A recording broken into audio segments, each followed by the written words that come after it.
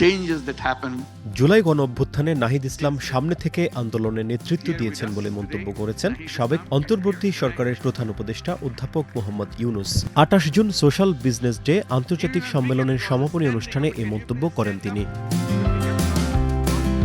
ঢাকার অদূরে সাভারে এ সম্মেলনের আয়োজন করে ইউনুস সেন্টার।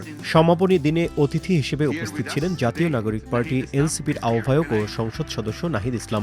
অনুষ্ঠানের এক পর্যায়ে মঞ্চে ডেকে নিয়ে তাকে সবার সামনে পরিচয় করিয়ে দেন অধ্যাপক ইউনুস। এ সময় জুলাই গণ অভ্যুত্থানের সময় নাহিদ ইসলামের সাহসী ভূমিকার কথা তুলে ধরেন সবার সামনে। This is a history. It's not just person. The young guy from the university bringing the whole government down. He's in the front, leading this year. So let's have a big applause for him again. এরপর নাহিদ ইসলামের হাতে microphone তুলে দেন অধ্যাপক ইউনুস। সংক্ষিপ্ত বক্তব্যে নাহিদ ইসলাম অধ্যাপক ইউনুসের ক্ষুদ্র ঋণ কার্যক্রম ও সামাজিক ব্যবসার ধারণা নিয়ে কথা বলেন। জুলাই গণ অভ্যুত্থানের পর দেশের সংকটকালে নেতৃত্ব গ্রহণে ইউনুসের রাজি হওয়ার বিষয়েও কথা বলেন তিনি। We know about the role of Professor Yunus for microcredit, Grameen Bank, another significant role which he contributed for this nation.